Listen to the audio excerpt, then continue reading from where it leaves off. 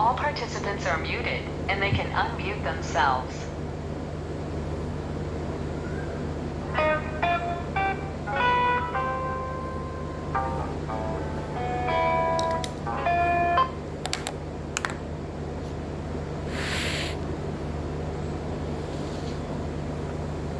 ओम नमोर्यंताणं नमो सिद्धाणं नमार्याणं नमो वज्जायाणं नमो लोहे सव्वसावुणं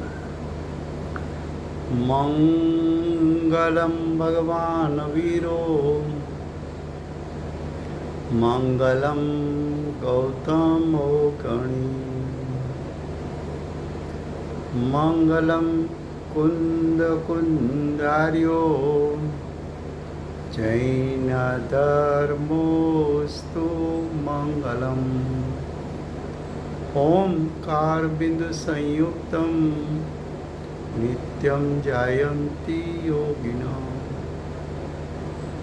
कामदं मोक्षदं चैव ओंकाराय नमो नमः।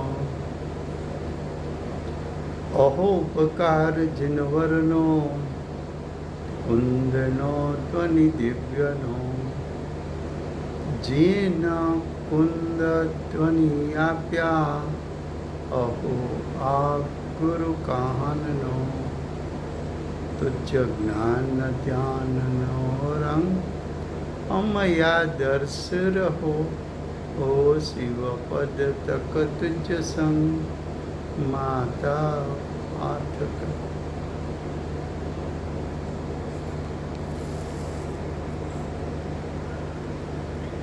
ये समयसार नाम का परम अध्यात्म शास्त्र है। भगवत कुंकुंदाचार्य देव ने मांगलिक करके समयसार को कहने की प्रतिज्ञा की है। समयसार अर्थात 6 द्रव्य में सारभूत जीव और जीव में सारभूत आत्मा का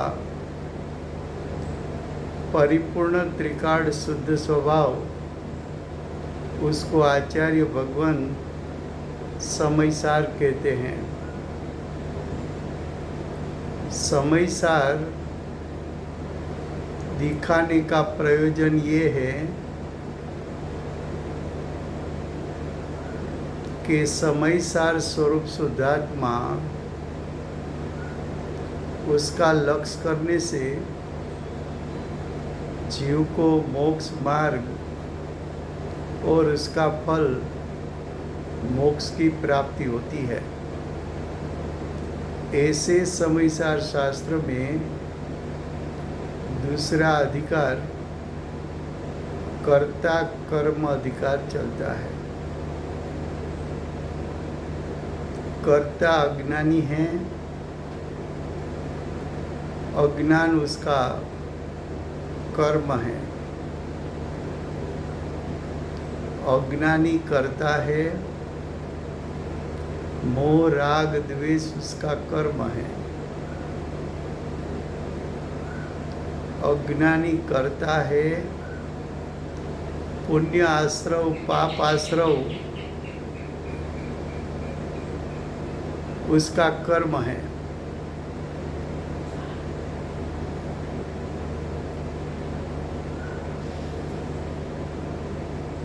एक कर्ता कर्म अधिकार में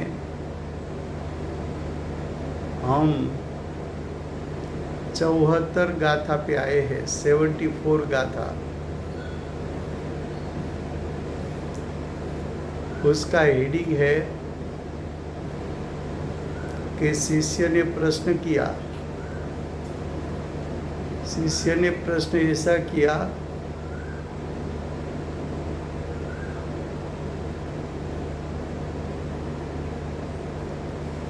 कि अगली गाथा में आपने बताया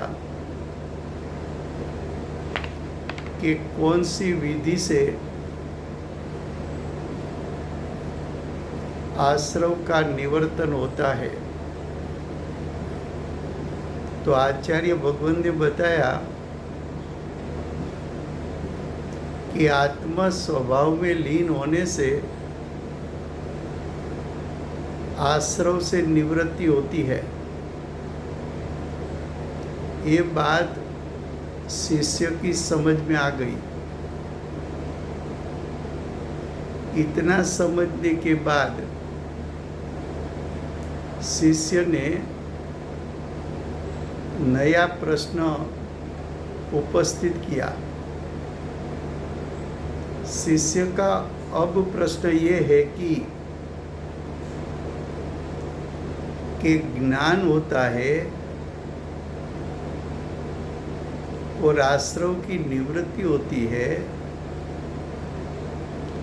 दोनों का काल, दोनों का समय समकाल होता है कि भिन्न भिन्न काल होता है। शिष्य का प्रश्न क्या है कि जब ज्ञान यानी सम्यक ज्ञान हुआ,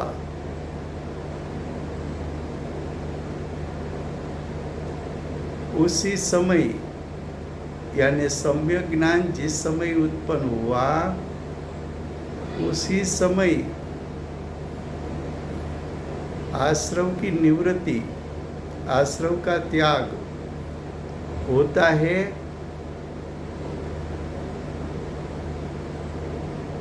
कि दोनों का समय भिन्न भिन्न होता है। सम्यक ज्ञान होने का,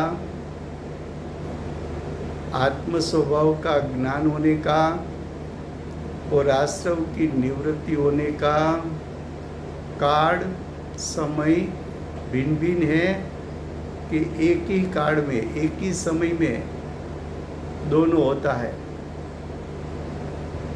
ऐसा शिष्य ने प्रश्न किया है। अब देखो गाथा के शब्द क्या है।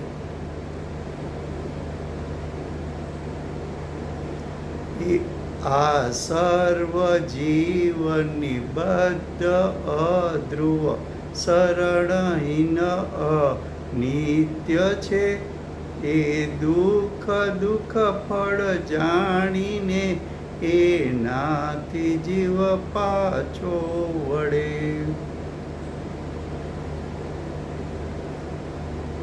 फिर से गुजराती में।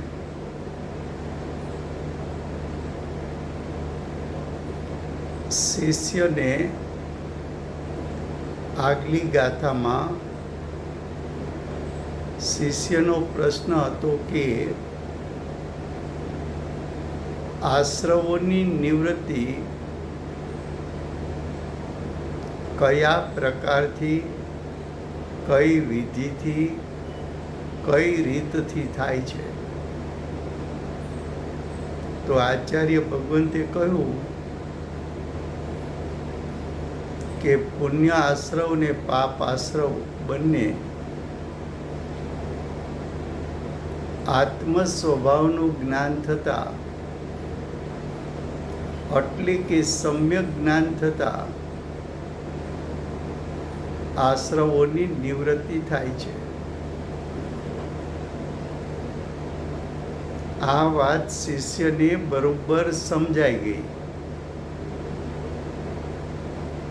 શિષ્ય પણ એવો છે કે આચાર્ય ભગવાન જે કંઈ સમજાવવા માગે છે એને ઉપયોગાત્મક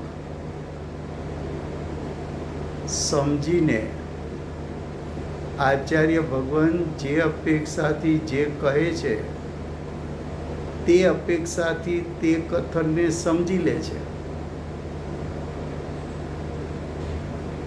તો આગલી ગાથાનો પ્રશ્ન શિષ્યને સમજાણો કે આ પુણ્ય આશ્રવ ને પાપ આશ્રવ આત્મ સ્વભાવનું જ્ઞાન થતાં એનો ત્યાગ થાય છે, એનાથી નિવર્તન થાય છે, એનો નાશ થાય છે। હવે શિષ્ય એના પછીનો પ્રશ્ન કરે છે। શિષ્ય એમ કે છે જ્ઞાન થવાનો એટલે કે આત્મ સ્વભાવના જ્ઞાન થવાનો એટલે કે સમ્યક જ્ઞાન થવાનો. તો સમ્યક જ્ઞાન અને આશ્રવોની નિવૃત્તિ બંનેનો કાળ, બંનેનો સમય એક જ કાળ ને એક જ સમય છે કે સમ્યક જ્ઞાન જુદા સમયે થયું અને આશ્રવો એનો ત્યાગ જુદા સમયે થયો એમ છે?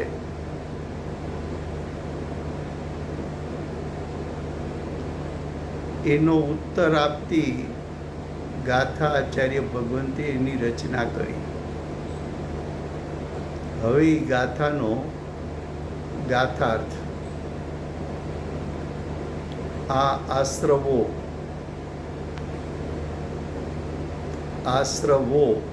બહુવચન છે. બહુવચન છે માટે ભાવાશ્રવ બે પ્રકારના, પુણ્યાશ્રવ અને પાપાશ્રવ.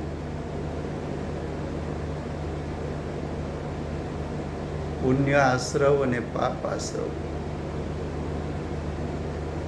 તો કે આશ્રવો એટલે આ બંને પ્રકારના આશ્રવો જીવની સાથે નિબદ્ધ છે, બંધાયેલા છે. એટલે કે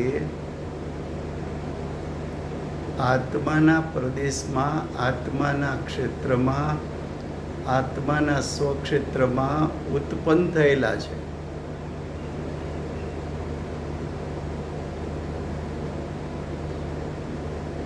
એ ભાવ આશ્રવ છે તો જીવના પરિણામ. ભાવ પુણ્ય આશ્રવ ને ભાવ પાપ આશ્રવ છે તો જીવના પરિણામ. પણ આ પરિણામ, આ આશ્રવો એનું લક્ષણ શું છે? તો કે એ આશ્રવો અધ્રુવ છે. એટલે કે ધ્રુવ નથી. ધ્રુવ નથી એટલે ઉત્પાદ વ્યયવાળા છે. ઉત્પન્ન થાય ને નાશ પામે, ઉત્પન્ન થાય ને નાશ પામે.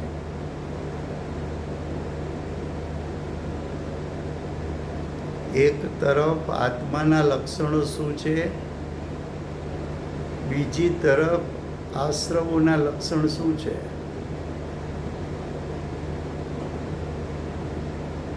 પહેલા આશ્રવનું સ્વરૂપ પણ જાણ અને જીવનું સ્વરૂપ પણ જાણ.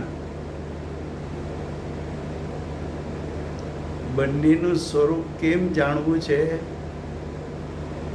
તો કે બંને વચ્ચે ભેદરૂપ શ્રદ્ધાન અને ભેદરૂપ જ્ઞાન કરવું છે.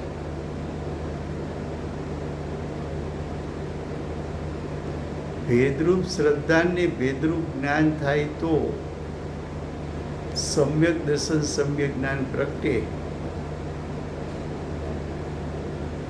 એટલે કે આત્માની અનુભૂતિ થાય તો આશ્રવો નાશ પામે. તો આશ્રવોનો નાશ અને આત્માની અનુભૂતિનો કાળ બંને એક જ સમય છે કે ભિન્ન ભિન્ન સમય છે? એવો શિષ્ય પ્રશ્ન કર્યો છે. તો આશ્રવનું પેલું લક્ષણ બતાવ્યું કે આશ્રવો છે તો ઉત્પાદ વ્યયવાળા છે, તો અનિત્ય એટલે છે તો ક્ષણિક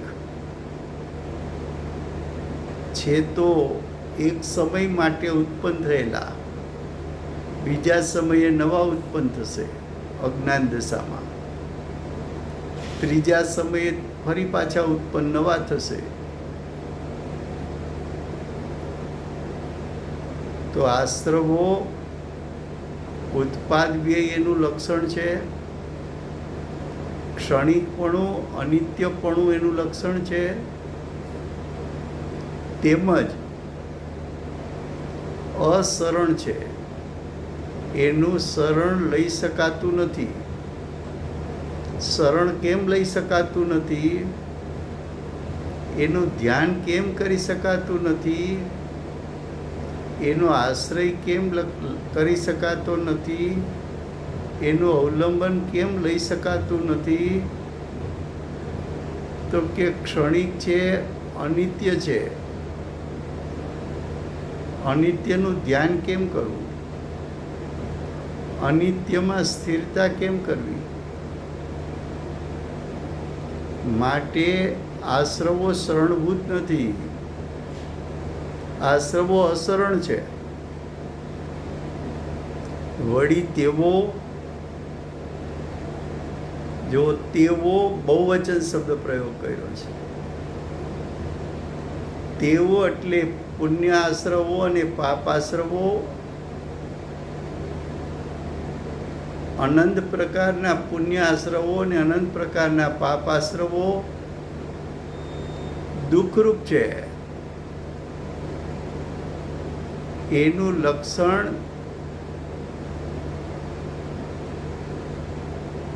તો કે એ તો આશ્રવો આકુળતા સ્વરૂપ છે, દુઃખરૂપ છે.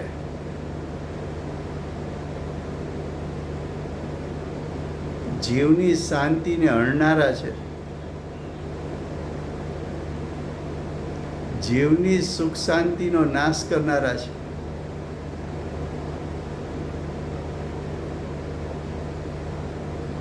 અને આ આશ્રવોનું ફળ ચાહે પુણ્ય આશ્રવ હોય કે ચાહે પાપ આશ્રવ હોય,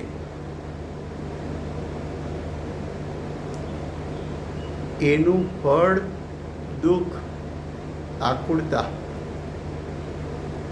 સુખ શાંતિનો નાશ.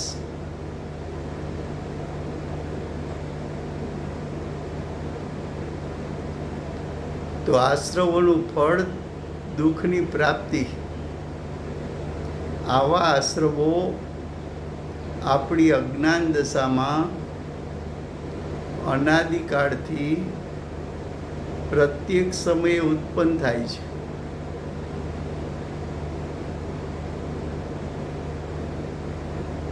ફરીવાર આશ્રવનું સ્વરૂપ જેવું છે તેવું જાણી લે. કોઈને એમ થાય કે આ પુણ્ય આશ્રવો છે એ પણ શું દુઃખદાયક છે? તો કે હા,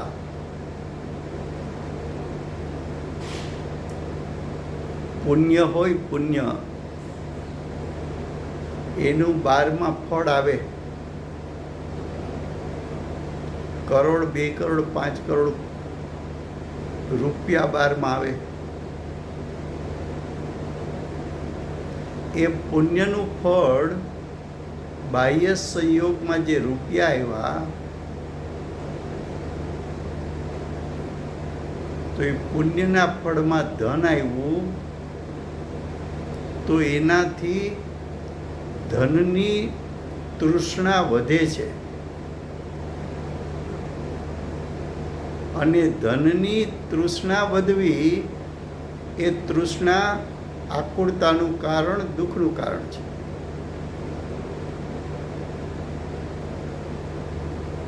વ્યાપારમાં માણસ કમાય 25-50 લાખ, કરોડ, 2 કરોડ, એને એમ થઈ જાય કે બસ હવે તો આ જ કરવું છે, હજી તો આપણે 25-50 કરોડ કમાવા છે. હવે ધન તને આવ્યું 25-50 લાખ, કરોડ, 2 કરોડ, એ કંઈ તારા પ્રયત્નથી આવ્યું છે એમ નથી, તારા પુરુષાર્થથી આવ્યું છે એમ નથી. એ ધન તો પરદ્રવ્ય છે, અચેતન છે, જડ છે. એના પરિણામનો તું કરતા પણ નથી. પરદ્રવ્યનું તું કાર્ય કરી શકતો નથી. પણ પૂર્વ પુણ્યના કારણે પૂર્વે જે પુણ્ય બાંધ્યા હતા એનું ફળ વર્તમાનમાં આવ્યું, અને એ રૂપિયા ફરતા ફરતા તારી પાસે આવ્યા.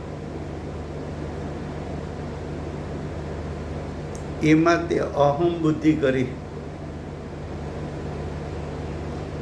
કે મારા પુરુષાર્થથી, મારી આવડતથી, મારી હોશિયારીથી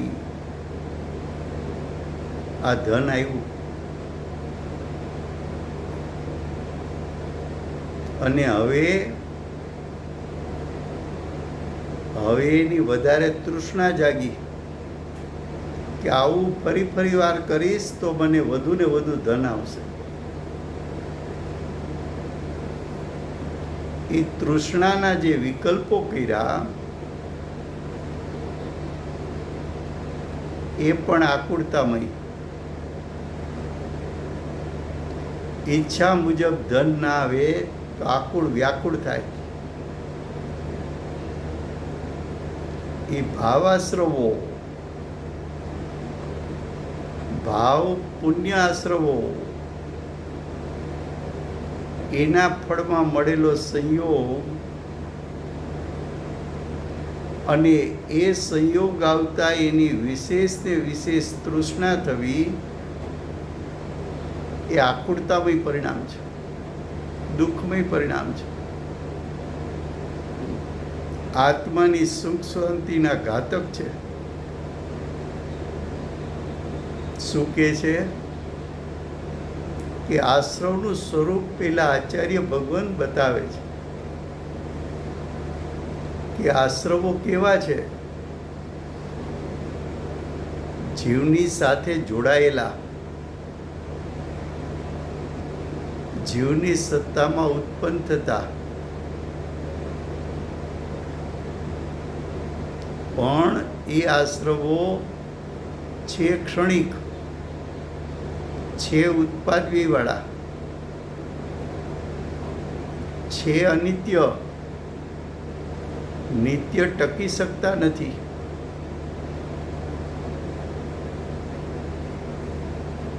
એનું શરણ લઈ શકાતું નથી. એક સમયનું આશ્રવ, એનું ધ્યાન કરવું એ શરણ લીધું કહેવાય. એના ઉપર દ્રષ્ટિ મૂકવી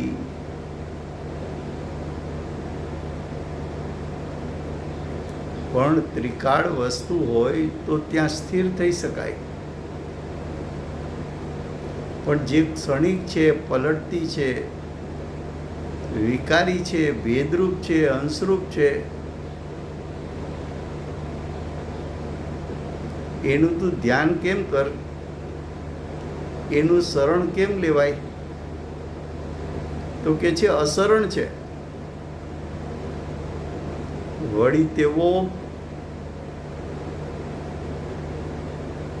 તેવો એટલે પુણ્ય આશ્રવો ને પાપ આશ્રવો,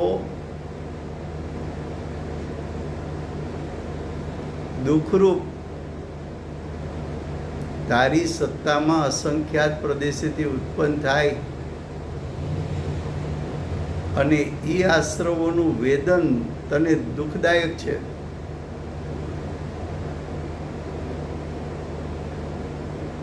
જીવથી ભિન્ન એક આશ્રવ નામનું તત્વ છે. જીવ છે તે આશ્રવ નથી, ને આશ્રવ છે તે જીવ તત્વ નથી.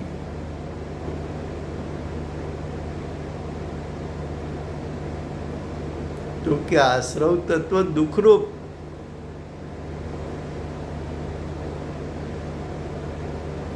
એને તો એમ લાગે છે કે પુણ્ય આશ્રવો મીઠા છે.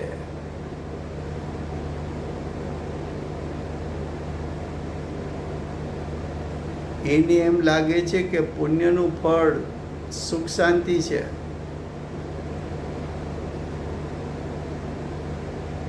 એને એમ લાગે છે કે પુણ્યનું ફળ સાતારૂપ છે.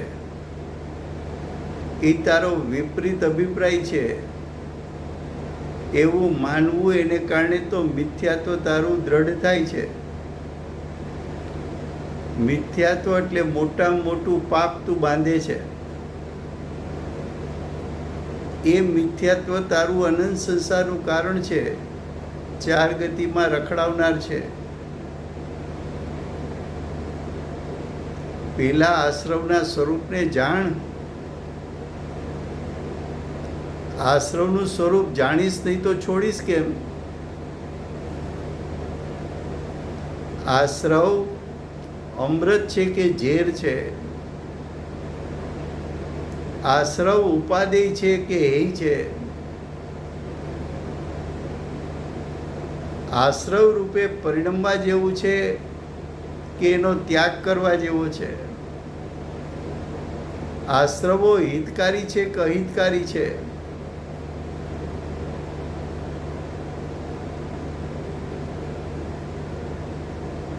શું કહે છે કે તેઓ તો દુઃખરૂપ છે અને એમનું ફળ આ પુણ્ય આશ્રવને કારણે પુણ્ય કર્મ બંધ થયો એ ઉદયમાં આવે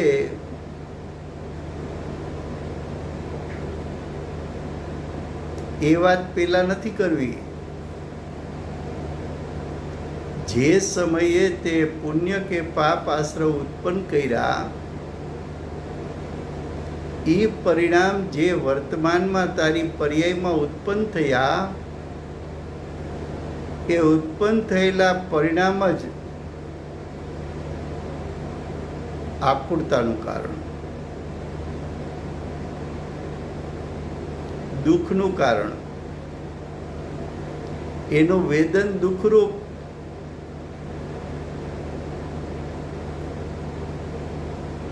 અજ્ઞાની છે ને, તલવારની ધાર ઉપર મધ હોય અને મધને ચાખવા જાય તો મીઠો સ્વાદ પણ આવે ને જીભ પણ કપાય, પણ મીઠા સ્વાદની તલીનતામાં ભાન ભૂલે.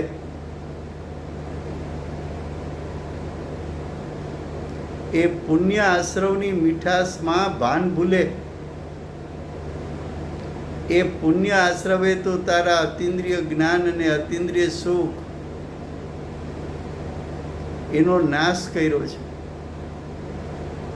તારું અતિન્દ્રિય જ્ઞાન અતિન્દ્રિય સુખના એ ઘાતક છે.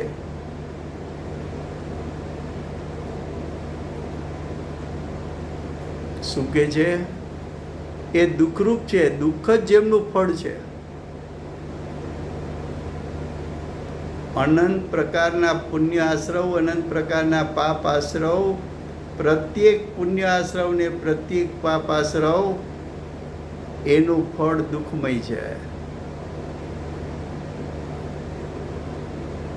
તો કે છે દુઃખ જ જેમનું ફળ છે એવા છે. એવું જાણી આશ્રવનું સ્વરૂપ જાણ્યું. પણ જાણ્યું કહેવાય ક્યારે?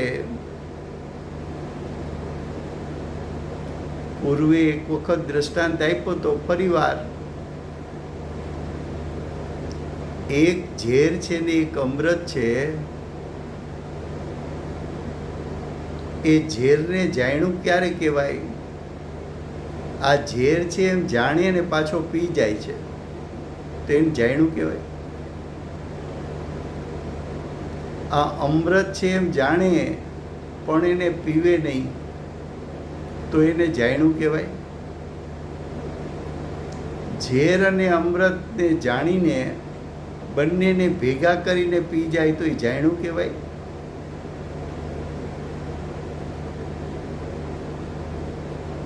તો કે જાણ્યું કોને કહેવાય?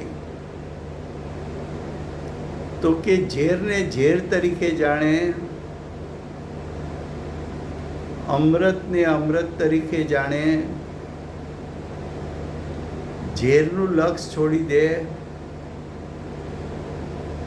અમૃતને ગ્રહી લે, અમૃતનો આસ્વાદ લઈ લે, તો એણે ઝેર અને અમૃતને જાણ્યું કહેવાય. એમ અહીંયા એક તરફ આશ્રવોની ઉત્પત્તિ, બીજી તરફ આત્માનો ત્રિકાળ શુદ્ધ સ્વભાવ.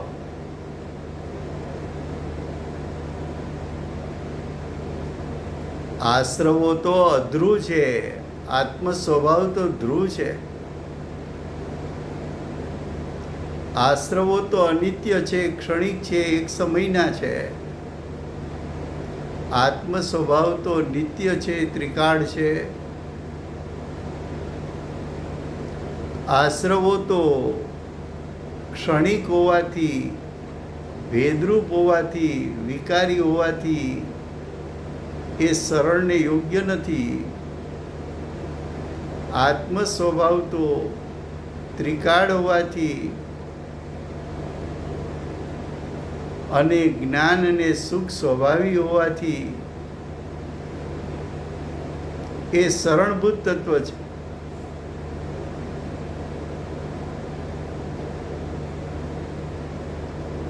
આશ્રવો દુઃખરૂપ છે અને આત્મ સ્વભાવ તો સુખનો પિંડ છે. આત્મા કહેતા જીવ, જીવના લક્ષણ આશ્રવના લક્ષણથી જુદા. આશ્રવનું લક્ષણ તો અધ્રુવપણું, અનિત્યપણું, અસરણપણું, દુઃખપણું અને એનું ફળ પણ દુઃખ.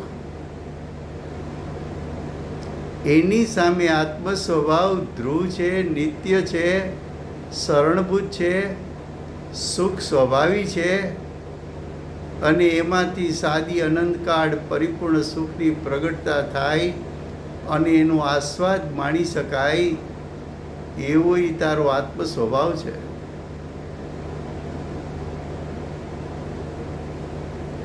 હવે કે છે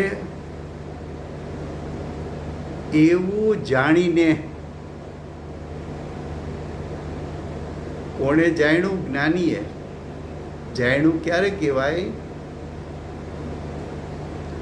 આશ્રવના લક્ષણ જાણ્યા, જીવના લક્ષણ જાણ્યા. આશ્રવના લક્ષણ જાણીને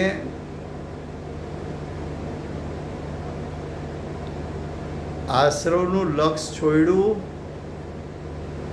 અને આત્મ સ્વભાવને જાણીને આત્મ સ્વભાવનું લક્ષ કરી, એટલે કે આત્મ સ્વભાવ પર દ્રષ્ટિ મૂકી, આત્મ સ્વભાવને જ્ઞાન ઉપયોગમાં લપેટી અને એ આત્મ સ્વભાવમાં સ્થિરતા કરી, તો આશ્રવોને અને આત્માના સ્વરૂપને જાણ્યો કહેવાય. જે સમયે આશ્રવોનું લક્ષ છૂટ્યું અને તે જ સમયે આત્મ સ્વભાવનું લક્ષ થયું, ત્યારે જે આત્મ સ્વભાવને જાણનારું જ્ઞાન, સમ્યક જ્ઞાન પ્રગટ થયું, તે જ સમયે ને તે જ કાળે આશ્રવો આત્માથી નિવર્તી ગયા. તો આત્માનું જ્ઞાન થવું, આત્માનો અનુભવ થવો અને આશ્રવોની નિવૃત્તિ થવી, એ બંનેનો સમકાળ છે. ત્યાં કાળભેદ હોતો નથી.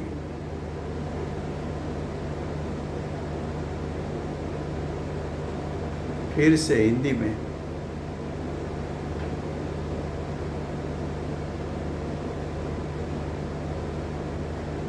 शिष्य का प्रश्न ये है कि आश्रव की निवृत्ति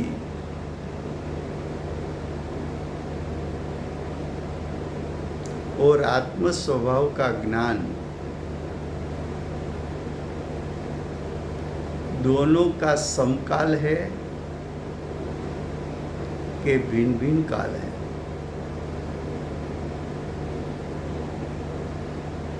ऐसा शिष्य ने प्रश्न किया।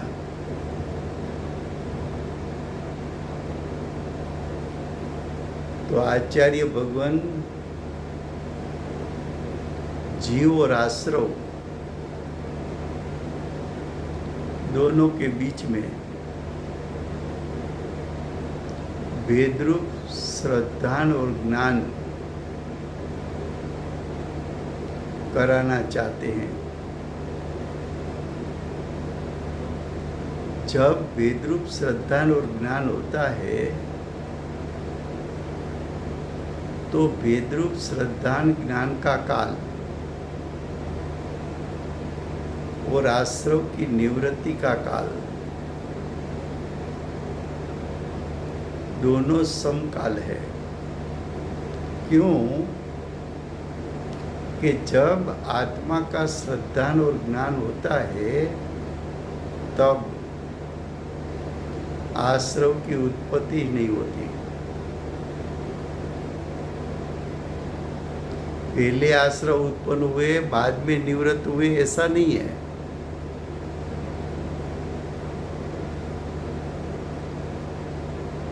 आश्रव की उत्पत्ति नहीं हुई फिर भी निवृत्ति शब्द प्रयोग क्यों किया?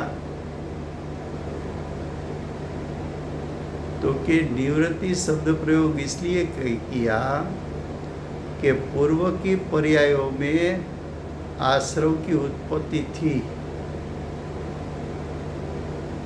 और वर्तमान समय में आत्म स्वभाव का श्रद्धा और ज्ञान हुआ तब आश्रव की उत्पत्ति नहीं हुई। तो पहले आश्रव की उत्पत्ति हुई थी, अब आत्मा का श्रद्धा ज्ञान होने के समय आश्रव उत्पन्न नहीं हुए, तो पूर्व पर्यायों की अपेक्षा से ऐसा कहने में आता है कि आश्रव निवृत्त हो गए। समझ में आता है? बात तो न्याय युक्त है, न समझ में आए ऐसी तो कोई बात है नहीं इसमें। अब आश्रव और आत्म स्वभाव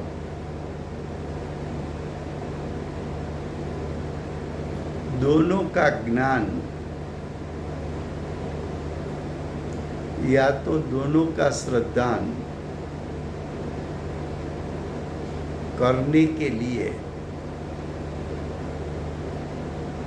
तुझे आश्रव का स्वरूप जानना पड़ेगा और आत्म स्वभाव का भी स्वरूप जानना पड़ेगा।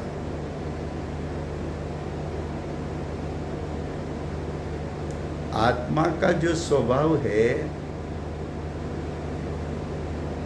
उससे विरुद्ध प्रकार का स्वभाव आश्रव का है।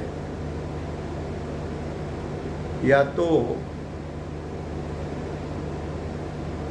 आप ऐसा भी कह सकते हो कि आश्रव का स्वभाव जो है उससे विरुद्ध आत्मा का स्वभाव है, जीव का स्वभाव है विरुद्ध।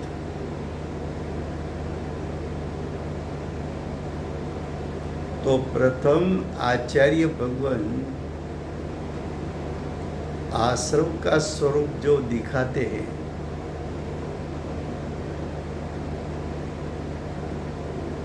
तो आश्रव से तो आत्मा का स्वरूप विरुद्ध है। तो आश्रव का स्वरूप तुझे समझाए, उस पर से आत्मा का स्वरूप विरुद्ध कैसा होना चाहिए वो समझ लेना। तो आचार्य भगवत ने बताया तो सिर्फ आश्रव का स्वरूप,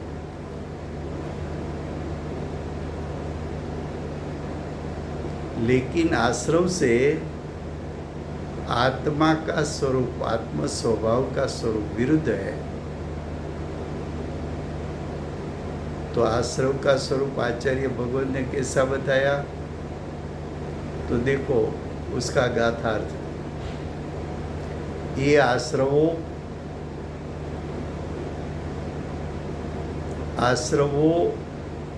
बहुवचन शब्द है। उसका अर्थ होता है दोनों प्रकार के आश्रव, पुण्य आश्रव और पाप आश्रव। दोनों का लक्षण भिन्न भिन्न नहीं बताया, दोनों का लक्षण समान बताया है। ये आश्रव है अज्ञानी को, यानी हम सबको अनादिकाल की अज्ञान दशा के कारण ये आश्रवो अनादिकाल से प्रति समय उत्पन्न होता है और उसका वेदन भी होता है। फिर भी ये आश्रव का स्वरूप जानने का पुरुषार्थ अनादि से आज तक हम सब अज्ञानी ने कभी नहीं किया। वर्तमान में पूज्य गुरुदेव तीर्थंकर जैसा योग लेके आए थे। भगवान की दिव्य ध्वनि पूर्व भाव में सुनी थी और दिव्य ध्वनि का संस्कार और दिव्य ध्वनि का रणकार गुरुदेव साथ में लाए हैं। जो भगवान की वाणी सुनी थी उसके कारण गुरुदेव के आत्मा में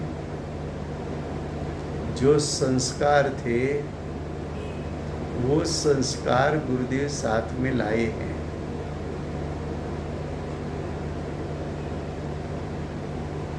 तो गुरुदेव ने आश्रव का स्वरूप क्या और जीव का स्वरूप क्या, एक जीव नाम का भी तत्व है, एक आश्रव नाम का भी तत्व है। दो तत्व है तो दोनों का लक्षण भी भिन्न भिन्न है और दोनों तत्व भी भिन्न भिन्न है, दोनों का स्वरूप भिन्न भिन्न है।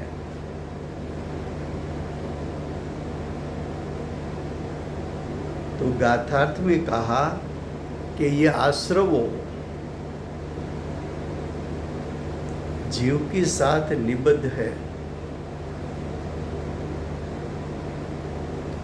ये भाव आश्रव पुण्य रूप हो कि पाप रूप हो,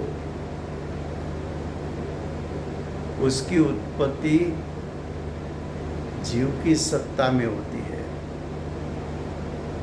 उसकी उत्पत्ति जीव के सर्व क्षेत्र से होती है। उसकी उत्पत्ति जीव के सर्व प्रदेश से उत्पन्न होती है। जो आश्रव उत्पन्न हुआ वो आश्रव का लक्षण क्या है, तो उसका प्रथम लक्षण बताया कि आश्रव तो अध्रुव है।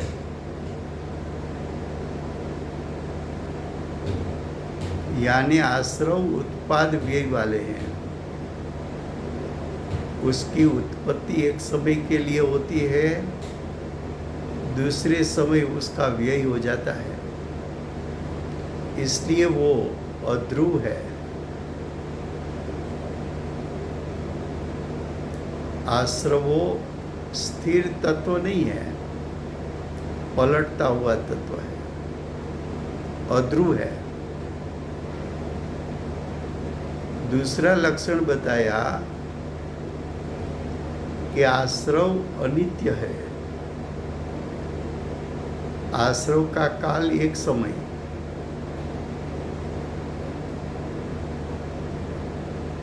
आश्रव क्षणिक, दूसरे समय उसका नाश। इसलिए अनित्य।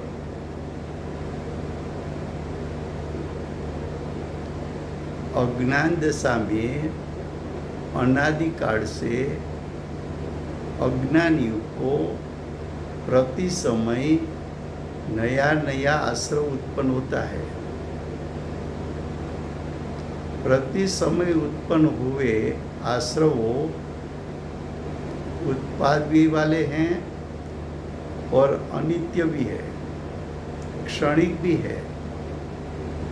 उसका टिकने का समय सिर्फ एक समय। आंख का पलकारा लगाओ तो असंख्यात समय चला जाता है। तो सोच लो, एक समय कितना सूक्ष्म काल। जो इतना सूक्ष्म काल वाले आश्रव है, आगे बताया कि आश्रवों असरण है। ये आश्रव का शरण नहीं ले सकते। क्यों नहीं ले सकते? तो कि अध्रुव है, अनित्य है, विकारी है, विभाव रूप है, क्षणिक है, एक समय के हैं। उसका शरण, उसका ध्यान में कैसे करूं? उसकी साधना में कैसे करूं? उसमें मैं लीन कैसे होऊं? जो क्षणिक है, एक समय का है, अनित्य है, उत्पाद भी वाला है, उसके शरण में मैं कैसे जा सकता हूं?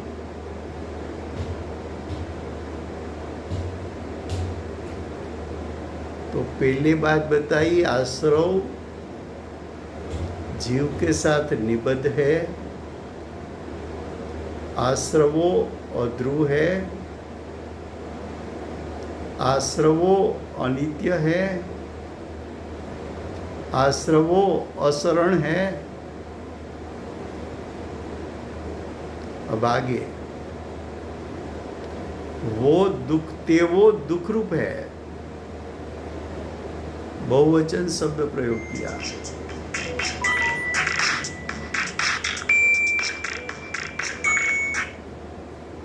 चाहे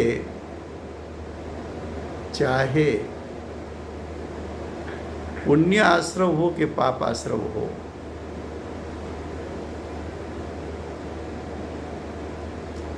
पुण्य आश्रव हो कि पाप आश्रव हो, दोनों प्रकार के आश्रव आत्मा के साथ निबद्ध, दोनों प्रकार के आश्रव अध्रुव, दोनों प्रकार के आश्रव अनित्य, दोनों प्रकार के आश्रव असरण और दोनों प्रकार के आश्रव दुख रूप आकुलता का देने वाला। उसका फल, वो आश्रवों का फल, चार गति में परिभ्रमण, दुख का कारण, उसका फल दुख है।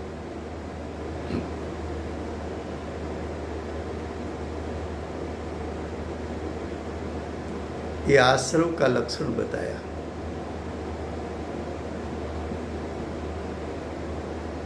आश्रव से एक भिन्न तत्व जीव तत्व है।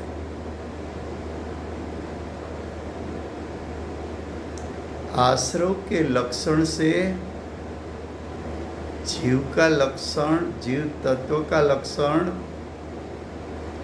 विरुद्ध है। आश्रव अध्रुव है। आत्मा का स्वभाव ध्रुव, त्रिकाल, जिसका कभी उत्पाद भी नहीं होता, जिसकी उत्पत्ति भी नहीं, नाश भी नहीं, ध्रुव स्वरूप। आत्म स्वभाव नित्य, त्रिकाल टिकने वाला।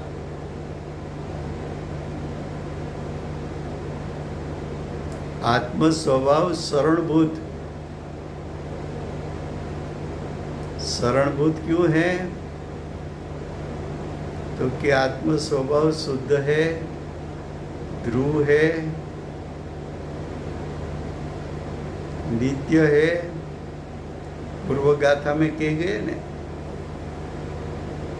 कि आत्मा एक है, शुद्ध है, ममता से रहित है, ज्ञान दर्शन से पूर्ण है।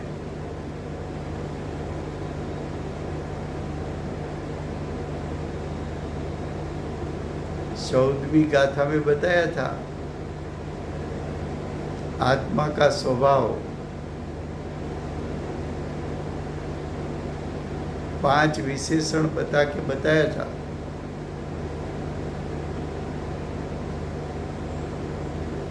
यहाँ कहते हैं कि आत्मा का स्वभाव उत्पाद व्यय से रहित, ध्रुव, अनित्यता से रहित, नित्य,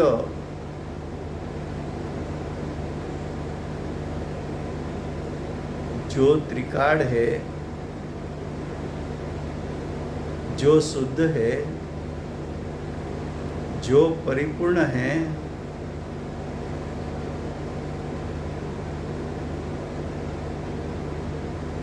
उसका शरण हो सकता है। तो आत्म तत्व, जीव तत्व शरणभूत है। आश्रव दुख रूप, आत्म स्वभाव अतीन्द्रिय सुख स्वरूप, सुख का पिंड, सादी अनंत काल, अतीन्द्रिय परिपूर्ण सुख जिसमें से प्रकट हो सके, ऐसा शक्ति रूप सामर्थ्य वाला सुख स्वभावी।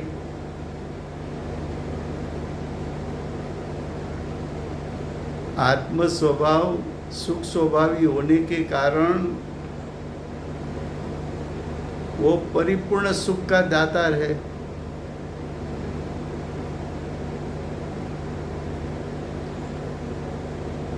तो एक तरफ आश्रव तत्व, उसका लक्षण जान, और आत्म तत्व का लक्षण जान। दोनों का स्वभाव विरुद्ध, दोनों का ज्ञान किया कब कहने में आता है? तो अभी दृष्टांत दिया ने कि जहर और अमृत दोनों को जाना कब कहने में आएगा? जहर को जाना, बाद में पी गया, क्या उसने जाना ऐसा कहोगे? क्या वो यथार्थ जानपना था? अमृत को जाना,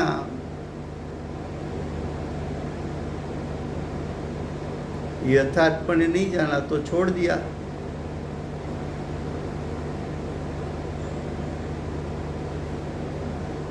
दोनों को जानकर, दोनों को मिश्र करके पी गया, क्या उसको जानपना कहने में आता है? जानपना तो तब कहने में आता है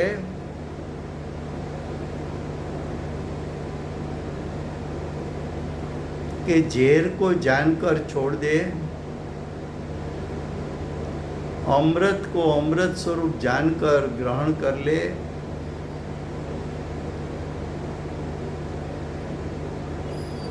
आश्रव और जीव तत्व को जाना तब कहने में आता है कि आश्रव पर से दृष्टि छोड़ दे, आश्रव पर से ज्ञान उपयोग छोड़ दे, और आत्मा जो ध्रुव स्वरूप है, नित्य है, शरणभूत है, सुख स्वभावी है, ऐसे आत्मा के स्वरूप पर दृष्टि और उपयोग रखकर जब उस पर दृष्टि और उपयोग जाती है तब आश्रव और जीव तत्व के बीच में श्रद्धा और ज्ञान होने से आत्मस्वरूप ग्रहण हो जाता है और आश्रव सहज छूट जाता है, तब दोनों का ज्ञान किया कहने में आता है। जब आत्मा का स्वरूप को ग्रहण किया तब वास्तव में तो आश्रव उत्पन्न ही नहीं हुए, फिर भी उसका त्याग क्यों कहा? तो कि त्याग इसलिए कहा कि पूर्व पर्यायों में सातत्यपणे आश्रव की उत्पत्ति थी और वर्तमान समय में आश्रव उत्पन्न नहीं हुए, तो पूर्व पर्याय की अपेक्षा से आश्रव का त्याग किया, ऐसा कथन करने में आता है। तो आश्रव की निवृत्ति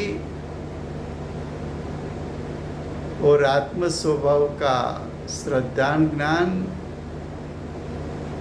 दोनों का समकाल एक समय एक साथ होता है। जैसी तरह प्रकाश होने से अंधकार चला जाता है, तो प्रकाश होने का और अंधकार जाने का समकाल है। उसी प्रकार यहाँ आश्रव को आश्रव के लक्षण से जान ले, जीव तत्व को उसके लक्षण से जान ले, आश्रव का लक्ष्य छोड़ दे, आत्म स्वभाव का लक्ष्य कर ले, तब पर्याय में आश्रव का निरोध होकर आश्रवों को रोककर संवर तत्व यानी आंशिक प्रथम शुद्धि प्रकट हो जाती है। समय हुआ है, टीका कल चलेगी।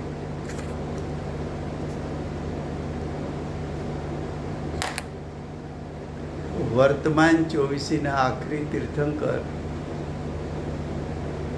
बाल ब्रह्मचारी महावीर भगवान नो जय हो। महाविद्य क्षेत्रे बिराजता प्रथम तीर्थंकर धर्म धुरंधर अनंत चतुष्टयना धारक दिव्य ध्वनिना दातार આપણા શાસન ઉપકારી શ્રી સિમંદર ભગવાનનો જય હો। કડીકાળ સર્વજ્ઞ કેવળ જ્ઞાનની તળેટીમાં બેઠેલા મહાસમર્થાચાર્ય ભગવત શ્રી કુંકુંદાચાર્ય દેવનો જય હો। વર્તમાન કાળે આશ્રવ અને આત્મ સ્વભાવ વચ્ચે ભેદરૂપ શ્રદ્ધાનો યથાર્થ ઉપદેશ દેનાર તીર્થના નાયક, તીર્થના સ્થાપક, તીર્થના પ્રવર્તક પરમ કૃપાળુ શ્રી સદગુરુદેવનો જય હો। પૂજ્ય ગુરુદેવના નવ ભવનો મહિમા બતાવનાર સ્વાનુભવ યુક્ત જાતિસ્મરણ જ્ઞાન યુક્ત પ્રસમ મૂર્તિ ભગવતી માતનો જય હો।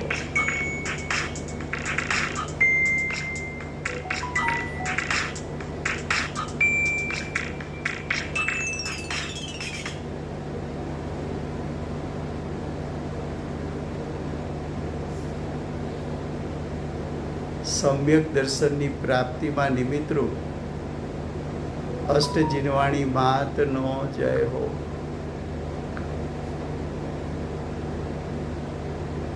પૂજ્ય ગુરુદેવ અને માતાજીની સાધના ભૂમિ સુવર્ણપુરી ધામનો જય હો। સુવર્ણપુરી ધામમાં બિરાજતા સર્વ શાસ્ત્ર ગુરુ ભગવંતનો જય હો. વર્તમાન ગુરુ અને ભવિષ્યના તીર્થંકર શ્રી સૂર્યકીર્તિ ભગવાનનો જય હો.